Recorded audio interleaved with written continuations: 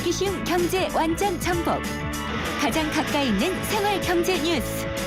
김은경의 생생경제.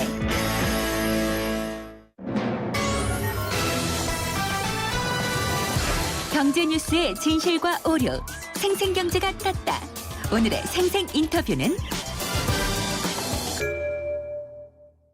이번 생생 인터뷰입니다. 도입 4년여 만에 가입자 점유율 10% 넘긴 알뜰폰 내년 전망 알아보겠습니다. 김은경의 생생경제 3부 함께 하고 계시고요. 통신비 절감을 위해서 나온 게 바로 알뜰폰입니다. 정부 정책으로 나왔고요. 4년 4개월 정도의 시간이 흘렀는데 어느덧 가입자 점유율이 10%에 달하고 있다고 합니다. 소비자는 알뜰하게 또 사업자도 알차게 안정적인 성장을 하고 있다고 보면 될런지 알아보도록 하겠습니다. 한국알뜰통신사업자협회 윤석구 회장님 연결했습니다. 안녕하십니까? 네, 안녕하세요. 네, 가입자 점유율이 알뜰폰이 10%를 넘어섰다라고 미래부가 발표를 했는데요. 추이를 보면은 계속해서 안정적으로 성장을 하고 있는 건가요? 네, 그렇습니다. 11월 30일 기준으로 이제 585만 명이 되어서 네. 국내 이동통신, 휴대폰을 쓰는 전체 가입자의 10.1%가 이제 되었습니다. 네. 저희가 13년 3월 말에는 155만 명이었었는데 그걸 비교해 보면은 매월 13만 4천 명씩이 꾸준히 증가한 결과입니다. 그렇네요. 이 네. 점유율 10%다라고 하면 혹시 이게 다른 나라라든지 어디 비교할 수 있는 대상이 있을까요? 예, 있죠. 특히 유럽이나 미국에서 이 알뜰폰 MVNO라고 하죠. 예. MVNO를 일찍이 도입을 했었는데 프랑스나 스페인을 예를 들어보면은 10% 달성하는데 6년이 걸렸습니다. 네. 근데 저희는 이제 4년 4개월 만에 달성을 해서 결국 정부의 이 알뜰폰을 도입한 당초 목표가 이제 가계통신비 절감하고 그렇죠. 이동통신 3사의 이제 대안으로서 이 제도를 도입했는데 예. 결국 알뜰폰이 이 두 가지 목표를 달성을 해서 자리매김을 했다는 어떤 징표로 볼 수 있습니다. 10.1% 달성이라는 게. 그렇군요. 회장님도 혹시 알뜰폰 쓰세요? 당연하죠. 그러시군요. 네. 현장에서 보면은 어떤 분들이 많이 쓰시나요? 주로 이제 지금까지는 중장년층이 많은 포진했었는데 한 네. 40대 이후. 예. 근데 요즘에는 이제 이쪽 알뜰폰도 이제 LTE 쪽을 강조를 하다 보니까 이제 20, 30대도 오. 많이 가입을 하고 있습니다. 그렇군요. 그러면은 이게 알뜰폰 전용 단말기도 이 젊은 층한테 많이 어필할 수 있도록 좀 매력적이어야 될 텐데 단말기 많이 나와 있나요? 단말기가 아주 다양하게 나와 있죠. 특히 그렇군요. 이 알뜰폰 사업자들은 이게 고가의 단말기보다는 이제 보급형 단말기를 예. 위주로 많이 지금 공급을 하고 있는데 이제 그런 것들이 사실 지금 국민 정서라고 그럴까 이쪽에 굉장히 맞아 떨어진 것 같아요. 그래서 그렇네요. 보급형 단말기가 주류를 이루고 있는데 예. 그러다 보니까 이제 이통 3사도 덩달아 가지고 예. 보급형 단말기를 많이 지금 출시를 하고 있는 상황. 그렇게 되면은 정말 가계통신비 부담이 많이 늘었잖아요, 그동안에.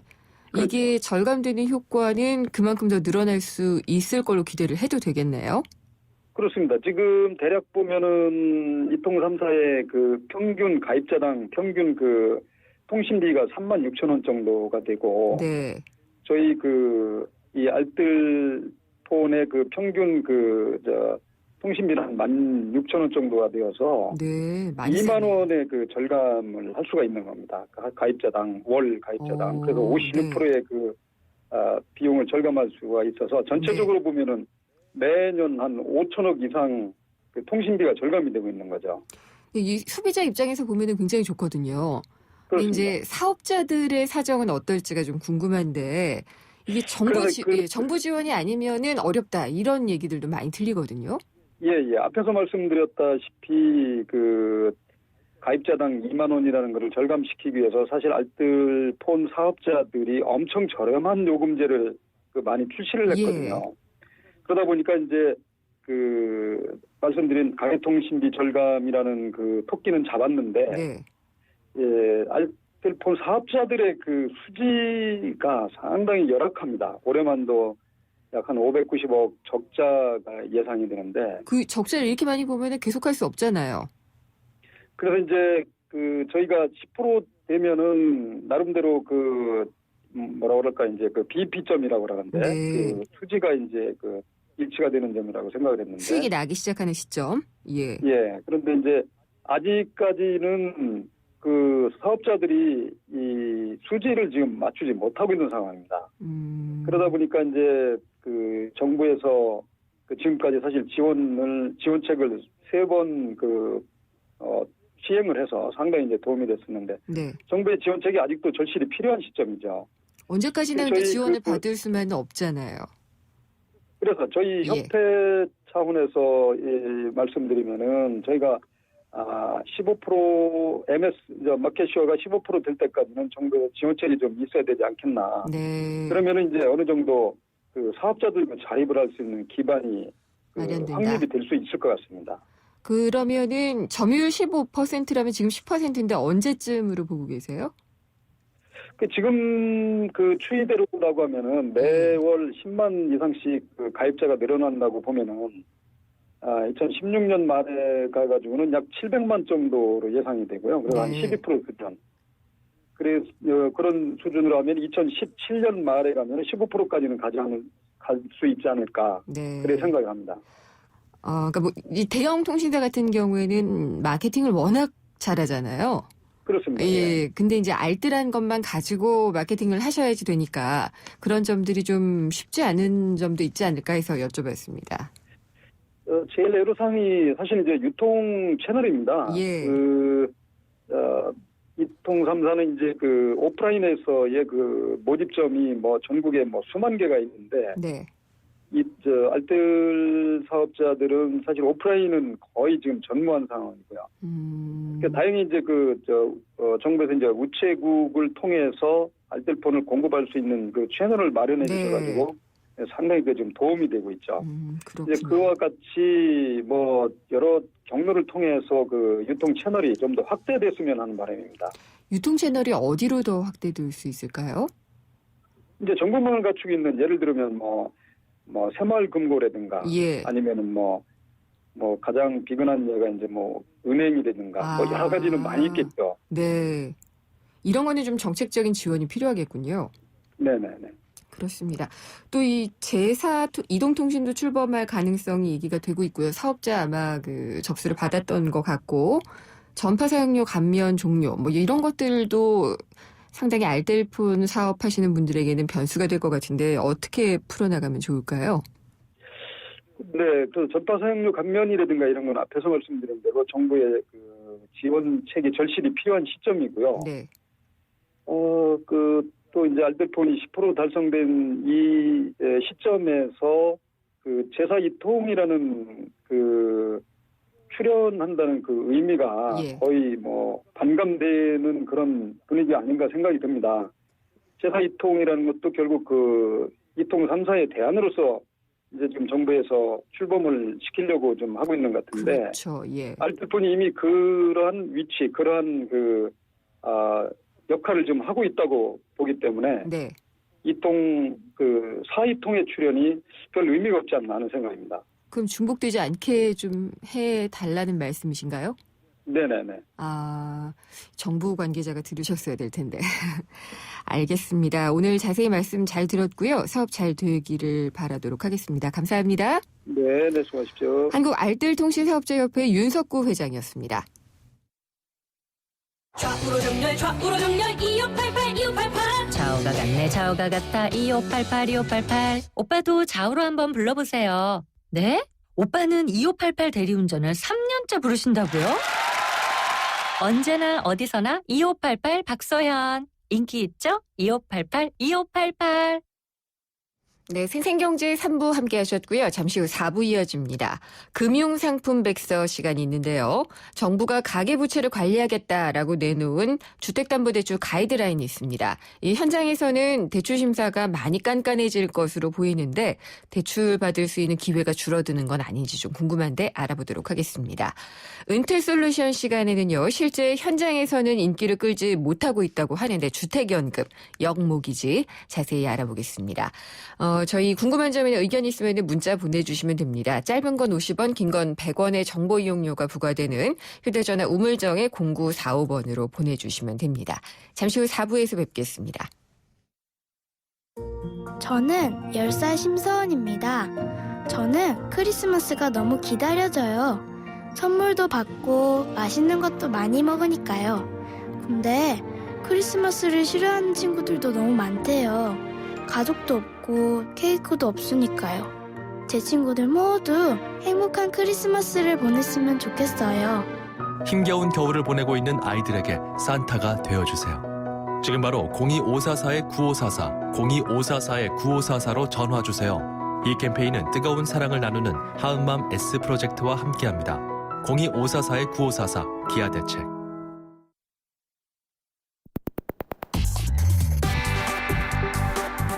어려운 경제학은 가라.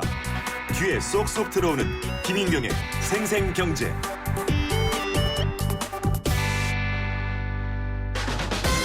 알면 대박, 모르면 쪽박. 금융상품 백서. 네, 금융상품 백서 시간입니다. 방금 예고를 해드린 대로 은행권이 주택담보대출 여신심사 선진화 가이드라인, 이게 이제 정해져서 적용이 되는데요. 대출 심사가 많이 깐깐해진다고 하고 대출받을 수 있는 금액도 줄어드는 게 아닌지 걱정하시는 분들도 많을 것 같은데요. 자세히 알아보겠습니다. 신한은행 중동지점의 서춘수 지점장이 전화 연결돼 있습니다. 안녕하십니까? 예, 안녕하십니까? 네, 가계대출 늘어난다고 막 걱정을 많이 했잖아요. 예. 결국은 조이는 쪽으로 가는 것 같은데 예. 네. 여신심사 선진화를 위한 가이드라인이다. 골자가 뭔가요? 예. 지금까지 은행 대출 심사를 담보 위주로 했는데요. 네. 앞으로는 대출 받는 분의 상환 능력을 꼼꼼하게 살펴보겠다. 뭐 네. 이런 의미가 있고요. 그래서 몇 가지 제도가 새로 생기고 강화되고 이렇습니다. 예를 들면 비거치식 분할 상환으로만 대출할 수 있는 대상을 신설을 했습니다. 그러니까 대출 받으면 원금을 곧바로 분할해서 상환해라 이런 의미가 있는 것이고요. 원리금을 꼬박꼬박 갚아내라라는 그렇습니다. 거죠. 예. 두 번째는 변동금리로 대출받는 분들께 스트레스 DTI 기준을 마련해서 규제를 가하겠다. 이제 뭐 스트레스가 뭔지 이건 지하철에서 다시 말씀드리겠고요. 예. 일정 금액 이하는 소득 증빙 자료 없이, 그러니까 소득이 없어도 최저 생계비 기준으로 대출을 해드렸는데 이 기준을 축소하겠다. 이것도 하나가 들어있고요. 네. 또 마지막으로 총부채 원리금 상환 비율, 뭐 영어가 많이 나오는데요. DSR이라고 합니다. 예. 총부채 원리 상환 비율을 도입해서 무리하게 대출받는 경우에 사후 관리를 강화하겠다. 뭐 이런 내용들이 포함되어 있습니다. 그러니까 어쨌든 이렇게 쉽게 대출을 내주지는 않겠다라는 의지가 굉장히 느껴지는 것 같거든요. 예, 예. 그래서 일단 하나하나 살펴보면은 예전에는 거치식이 많았잖아요. 이자만 그렇습니다. 갚다가 원금을 갚아도 됐는데 비거치식 분할 상환 대상을 새롭게 만들겠다라고 한 것은 그만큼 가계대출 부실화에 대한 좀 우려를 잠재우기 위한 것 같네요. 예. 매달 이자만 내다가 원금은 만기 때 갚겠다. 이제 이런 대출은 못 해주겠다는 것이죠. 네. 대출을 받으면 원금을 곧바로 나눠서 갚아라. 이런 뜻인데요. 어떤 경우에 해당이 되냐면 소유권 이전일로부터 취급일이 3개월 이내인 주택구입자금 대출입니다. 네. 좀 말씀이 어려울 수 있겠는데요. 쉽게 말씀드려서 주택을 우리가 사면 구입하면 소유권 이전 등기를 합니다. 그렇죠. 그런데 이때부터 주로 소유권 이전 등기함과 동시에 대출을 받습니다. 일반인들은. 그래서 어쨌든 이때부터 3개월 이내에 주택을 담보로 대출을 받는다면 비거치식 분할 상환만 가능하고 또 그렇게 해서 대출 받으면 예. 원금을 곧바로 나눠서 갚아라. 뭐 이런 뜻이 있습니다. 3개월이 어떤 의미가 있는 건가요? 예, 그러니까 소유권을 이제 우리가 집을 사면 이제 등기부 등본에 우리 예, 이름을 이제 올리죠. 뭐 등록을 해야만 예. 권리가 생기는 거니까 소유권 이제 이전 등기를 하게 되고요. 그때부터 3개월 이내 이제 주택구입장을 받으면 이제 비거치식 분할 상환을 해라 이제 이런 의미고요. 근데 3개월이 지나면은 이제, 그러니까 네. 이제 거치식도 그렇습니다. 가능하다는 건데 이 네. 3개월이 그렇게 중요한 건가 싶어서요. 3개월이 주택 신용 보증료라고 했어요. 예. 이제 주택 신고 출연료라고 있는데 그게 한 0.2% 정도 됩니다. 네. 그만큼 고객이 그걸 부담하게 되는 기준이 소유권 이전 등기 후 3개월 이내에 대출받는 경우입니다. 그래서 이게 3개월을 왜 정했냐면 예. 주택신고 출연료 기준으로 했다 이렇게 보시면 되겠습니다. 그렇군요. 그리고 또 무리하게 대출을 받는 경우 이거 사실 집 살려면 거의 무리하게 받지 않나요? 예, 그래서 그렇죠. 비거치식 분할 상환으로만 대출을 받아라라고 하는데 네. 무리하지 않은 분들이 누가 있나 싶기도 하고 어떤 예. 경우가 여기에 네. 저기가 되나요? 대상이? LTV를 90% 초과하는 경우. 예. 그러니까 주택 가격 대비 대출 비율이 60%니까요. 예를 들어서 뭐 4억 원 주택을 산다. 그럼 은행에서 대출할 수 있는 비율이 4억의 60%니까 2억 4천입니다. 네. 2억 4천을 초과해서 대출받는 사람들 또는 DTI라고 해서 소득 대비 대출 비율을 네. 말합니다. 이걸 60%를 초과해서 대출을 받는 분들은 이제 비거치식 분할 상환으로만 대출을 받아야 한다라는 것이고요. 단 LTV가 60% 넘더라도 네. DTI가 30% 이내라면 예. 제외가 되겠습니다. 지금 4억짜리 집을 살 때, 그러니까 4억짜리 집을 살 때를 예를 드셨잖아요. 그렇죠. 그래서 2억 4천을 이제 LTV가 적용이 돼서 받게 됐다. 60%까지 딱 받게 됐다면은 이걸 네. 비거치식으로 갚게 되면은 월 부담이 얼마나 되나요? 그 경우에 따라 조금 다르긴 하겠지만. 그렇습니다. 제가 1억당 얼마 정도 되냐면 예. 1억당 원금 이제 20년으로 받는다면 예. 약 50만 원 정도. 자, 제가 이게 내용이 들어 있는데요. 예. 예를 들어서 1억 원을 연 4%로 이자로 대출을 20년 동안 받는다면 예. 매달 대출 이자가 50만 원입니다. 적지 않군요. 그러니까 2억 4천이라면 네. 220만 원 정도 되겠군요. 예. 예. 그러니까 이제 이렇게 원리금을 상환하게 되면은 조금 부담이 늘어날 수 있으니까 집을 네. 사시는 분들이나 주택담보대출을 받는 분들이 부담이 좀 늘어나긴 하겠네요. 그렇습니다. 원금에다 이자까지 같이 갚아야 되니까요. 네. 거치 기간은 그러면은 앞으로는 거의 없는 건가요? 아닙니다. 대출일로부터 12개월 비거치를 인정해 드립니다. 그러니까 네. 대출 받고 나서 최장 1년 동안은 이자만 낼 수는 있지만 그 이후에는 곧바로 원금을 분할해서 상환해야 됩니다. 네. 그런데 예외가 있습니다. 집단 대출이라고 들어보셨을 텐데요. 네. 신규 분양 주택에 대해서 중도금이라든지 이주비, 잔금 예. 대출 이런 것들은 대상에서 제외가 되고요. 예. 또 채무 인수하시는 분들, 그러니까 주택을 파는 사람의 대출을 매입하는 사람이 그 대출금을 인수하는 경우, 이런 경우에는 대상에서 제외가 됩니다. 그렇군요. 그 비거치식 분할 상환 취급 이게 이제 네. 신설이 된 점을 자세하게 설명을 해주셨는데 네. 대출받는 고객 입장에서는 제가 아까 여쭤본 것처럼 원리금 부담이 다달이 많아지게 되면은 사실 좀 쉽지는 않을 것 같네요. 그래요. 대출을 받자마자 원금을 상환해야 하니까요. 예. 한번 예를 들어본다면 1억 원 연 3% 이율로 20년 대출 받는 경우입니다. 네. 그러면 매달 대출 이자가 50만 원입니다. 예. 50만 원만 이자 내도 만개 원금을 갚으면 되는데 예. 이제는 원금을 상환해야 되니까 원금이 20년이라면 매달 42만 원입니다. 92만 그러면 원이네요. 90만 원이 넘으니까요. 부담스러울 수밖에 없고요. 예. 수도권을 제외하고 지방은 그러니까 서울, 경기, 인천을 제외한 지방은 지금까지 DTI 규제가 없었습니다. 대출받을 때 소득을 따지지 않았습니다. 예. 그런데 앞으로는 60%를 초과해서 대출할 경우에 비거치식 분할 상환만 가능하니까 예. 이런 분들께 부담이 될 수밖에 없겠고요. 물론 어차피 대출금은 뭐 언젠가 상환해야 됩니다. 네. 따라서 분할 상환 방식으로 가는 것이 저는 개인적으로도 맞다고 봅니다. 그렇군요. 지방 같은 경우에 없었다 생기니까 약간의 좀 혼란이 있을 것도 같고. 그렇습니다. 네. 예, 앞에서 스트레스 DTI라고 얘기를 하셨거든요. 네. 예, 이게 어떤 건가요? 변동금리로 주택담보대출 신청하는 분들만 대상이 됩니다. 네. 그러니까 5년 고정금리라든지 고정금리로 대출받는 분들은 스트레스 금리하고는 관계가 없는 것이고요. 앞으로 금리가 상승하면 가계도 어쨌든 부담이 되고요. 네. 대출해주는 은행도 사실 위험에 빠질 수도 있겠죠.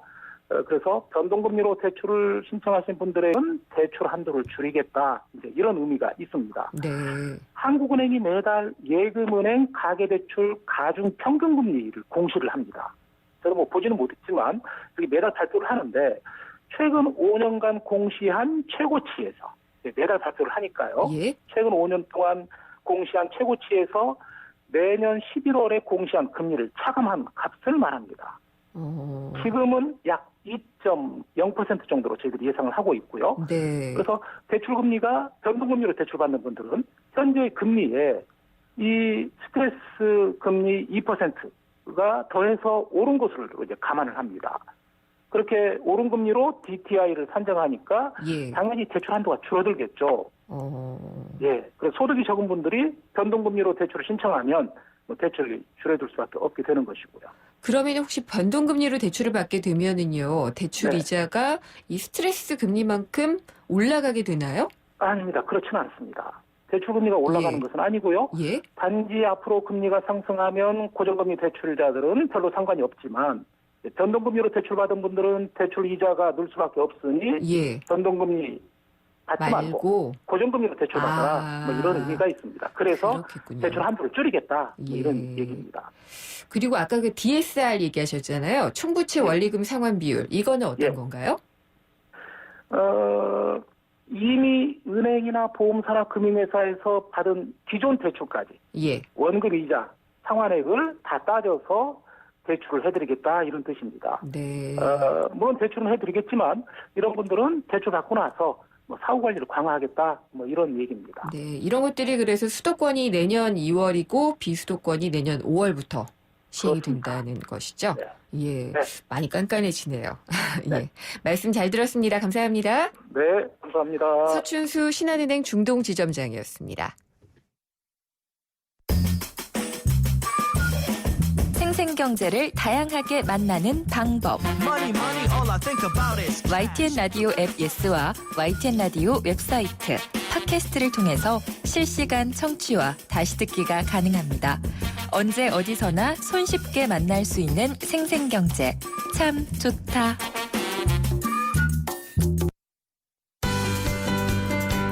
행복한 미래를 위하여 은퇴 솔루션.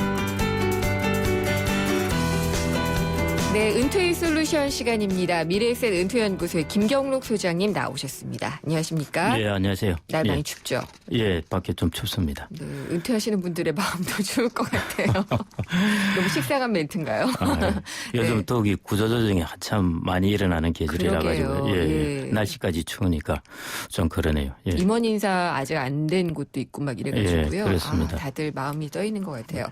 주택연금 얘기를 해주신다고 하는데 예. 이게 그러니까 말하자면 영목이지. 예, 그렇습니다. 근데 생각보다 많이들 안 한다고요? 예, 지금 뭐 한 2만 5천 명이 좀 넘어서고 있는데요. 네. 뭐 3만 명 가까이 되고 있는데 그래도 다른 나라에 비해서는 빠른 편입니다. 많이 하는 편인데 제도도 워낙 그 가입자에게 유리하게 되어 있고요. 예. 그래서 많은 편인데 그럼에도 불구하고 생각보다 이제 많이 가입을 안 하고 있습니다. 이유는 제가 이제 여기서 말씀드릴 거는 이제 주택연금을 왜 가입을 안 하느냐 이거보다 그 가입을 안 하는 이유에 보면은 상속에 관련된 어떤 재미있는 심리나 전략이 들어 있습니다. 그래서 예. 그것하고 이제 같이 말씀드리려고 그러는데요.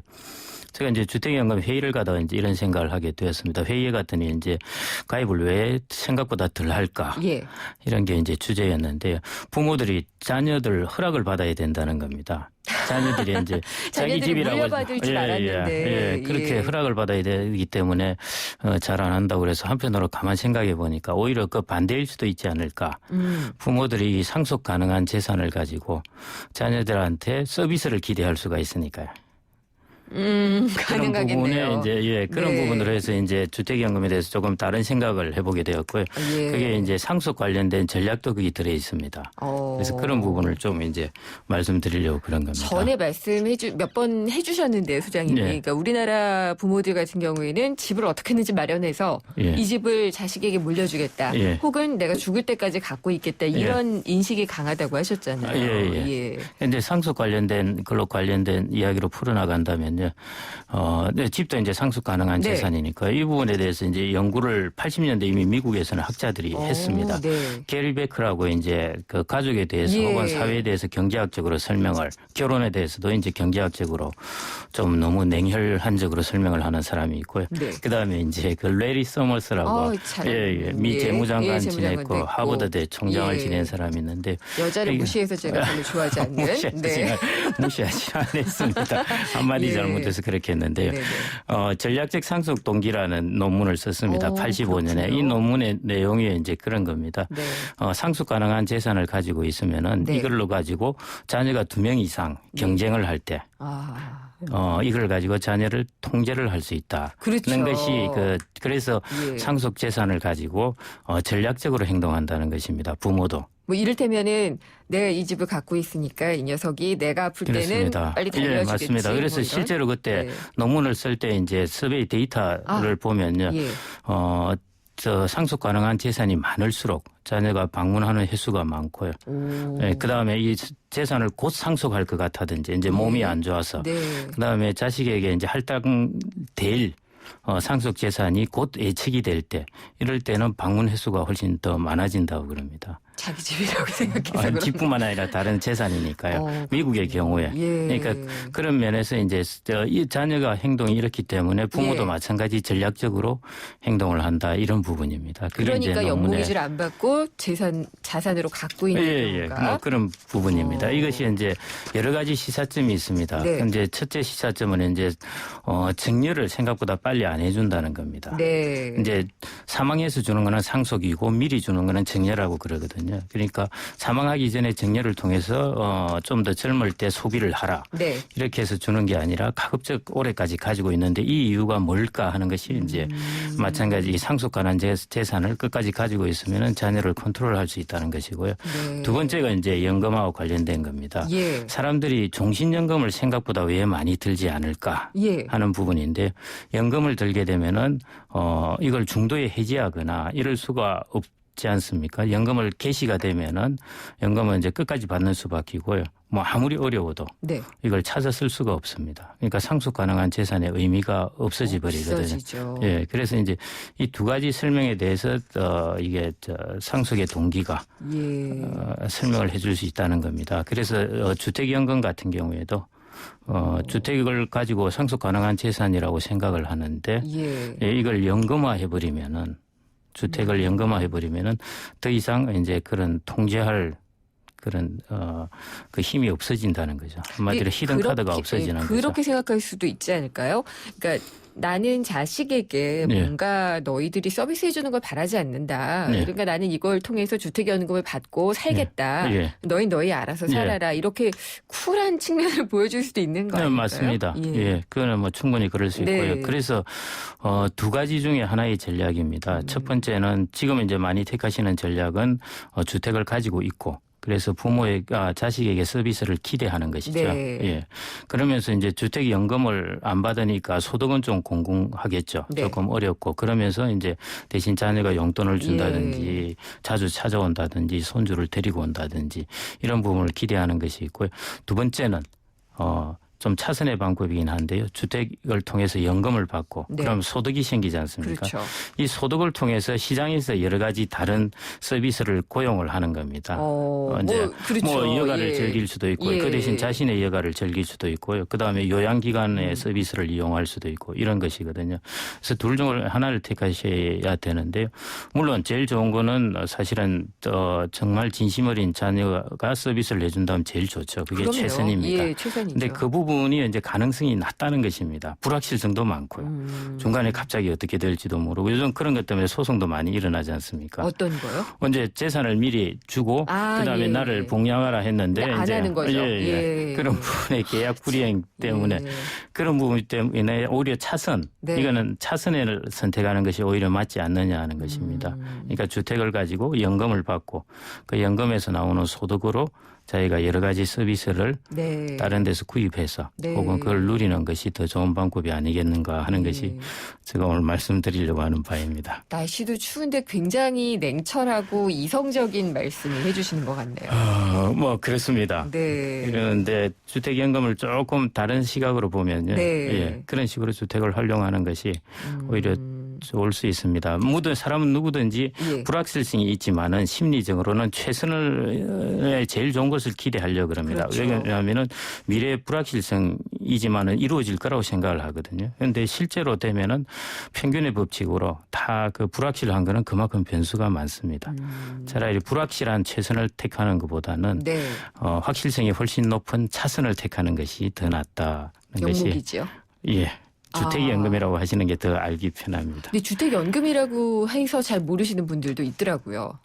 예. 오히려 영목이지 하면 더 말이 어렵습니다. 아, 그래요? 예, 그 설명하려면 진짜 어렵습니다. 아, 예. 그래서 주택을 가지고 연금을 받으시는 걸 택하세요. 이렇게 설명을 드리고 예, 제 예. 주변에는 또 이제 많은 분들이 이걸 생각하시는 분들이 있어서 제가 예, 예. 그렇게 얘기를 한 걸 수도 있을 것 같네요. 예, 예. 그래서 이제 방금 말씀드렸듯이 이걸 가지고 자식에게 어떤 효나 다른 네. 서비스를 기대하려고 안 받고 끝까지 가지고 있으려 하지 말고 네, 예. 누리시라. 예, 예. 예. 예. 그래서 다른 서비스를 받는 것이 예. 그 소득을 통해서 다른 서비스를 받는 것이 더 좋은 방법이라고 제가 오늘 말씀드리고 싶습니다. 그러면 소장님도 이걸 택하실 예정이신가요? 저는 뭐 아직 한참 남았습니다. 지금 이제 예. 60세까지로 만 60세로 네. 더욱더 낮춰졌습니다. 그렇죠. 그래서 훨씬 예. 이제 가입 대상의 폭은 많이 넓어져서 여러분들이 이걸 생각하실 수 있습니다. 그래서 제가 오늘 말씀을 드린 거고요. 네. 저는 아직은 좀 많이 남은 것 같습니다. 전 집이 없어서 생각해 볼 여유가 없는데. 근데 예. 어쨌든 집을 가지고 있는 게 노후의 어떤 대책을 세우기는 제일 좋겠죠. 그렇죠. 예, 예, 예. 지금 뭐 가지고 있으면 그걸 뭐 팔고 전세로 들어가는 예. 방법도 있는데요. 그럼 불안전성이 아주 크죠, 사실은요. 예. 그렇군요. 예. 오히려 이걸 가지고 있으면서 연금을 받는 것이 안정성이 훨씬 높습니다. 네. 예. 그 우리나라가 다른 데보다는 조금 낫다고 하셨는데 예. 그 다른 데는 어딘가요? 좀 이 주택연금을 영목이지라고 하죠. 예. 그냥 주택연금이라고 예. 하니까 일본도 하고 미국도 하고 예. 뭐 유럽도 하고 다 합니다. 하는데 뭐 미국도 논문을 보면은 왜 생각보다 영목이자를 많이 하지 않을까 이런 많이 할 것 같은데 아니군요. 예. 자기들이 추정한 것보다는 적다고 항상 그런 논문들이 있습니다. 알겠습니다. 아마 이런 부분이 또 같이 들어 있는 것 같습니다. 예, 예. 바바리도 끝까지 안 벗으시고 삭막한 이야기를. 예. 근데 이게 냉철한 판단인 것 같다는 생각이 드네요. 예, 합리적인 판단이라고 말씀해 합리적인. 주십시오. 아, 냉철하기보다는 합리적이고 예, 예. 이성적인 예, 예, 판단을 그렇습니다. 내려주셨습니다. 예. 예, 오늘 말씀 잘 들었습니다. 예, 감사합니다. 예. 미래에셋 은퇴연구소의 김경록 소장이었습니다. 2016년형 볼보엔 없다. 5년간 부담이 없다. 부담이 없다고? 없다. 5년 10만 킬로미터 보증기간 연장은 물론 소모성 부품까지 서비스해주니까 와우, 시작부터 새로운데? 볼보에게 이 정도는 새로움도 아니다. 2016년형 전차종 대상 전시장에 문의하세요. Volvo. 이젠 밖에서도 보일러를 켜고 끈다고. 아니, 언제부터 보일러가 이렇게 똑똑해졌죠? 언제긴 경동나베인이 시작하고부터지? 국내 최초 원격 제어 기술로 보일러의 스마트 시대를 이끌다. 국가대표 보일러? 경동나비엔. 올겨울은 르노 삼성 자동차를 구매하는 분들에겐 봄입니다. 봄처럼 기분 좋은 혜택. 르노 삼성자동차 고객 누구나 취득세 100만 원 지원부터 밸류박스 조건 36개월 무이자 할부까지. 12월 한 달 놓치지 마세요. 르노 삼성 자동차. LPG 일부 차종 제외. 자세한 내용은 전시장에서 확인하세요. 저예요. 대성 보일러 모델 김성령. 가스비 대성 S라인 보일러라면 어렵지 않아요. 스마트폰에 손가락만 까딱하면 가스비 걱정 안녕. 대성 S라인 콘덴싱 기술과 IoT 기술이 만나 가스비 초간단 절약. 대성 S라인 IoT 보일러. 사장님들은 고민이 많다. 우리 가게 와이파이 설치해야 하는데 카드 결제기는 어떡하지? CCTV도 달아야 하는데 올레비즈 성공팩에 맡기세요. 사업에 필요한 IT 서비스를 한 번에. 거기에 휴대폰 통신비 할인까지. 올레비즈 성공팩. 문의 1588-0114. 올레. 그곳에 내가 모르던 중국이 있었습니다. 1600년의 시간을 거슬러 사시사철 푸른 중국의 녹색 심장을 만나다. 대한항공 중국 란닝 주 2회 운항. Excellence in flight. Korean Air. 김은경의 생생경제 4부 포스코 그리고 마지막 안주 숙취해소 캔디 키스립과 함께했습니다. 오늘 생생경제에서 선물 받으실 분은 8768님이고요. 벌써 또 한 주가 마무리가 되네요. 내일이 금요일입니다. 금요기획 준비가 되는데요. 인터넷 전문은행 시대에 풀어가야 할 과제를 저희가 좀 짚어보려고 합니다. 특히나 올해는 금융계에 많은 변화가 있었던 것 같은데 인터넷 전문은행 선정이 되고 비대면 개인 인증도 실시가 된다고 하죠. 어떤 내용들인지 심도 있게 전문가들과 함께 토론을 진행을 해보도록 하겠습니다. 내일 찾아뵙겠습니다. 김은경이었습니다.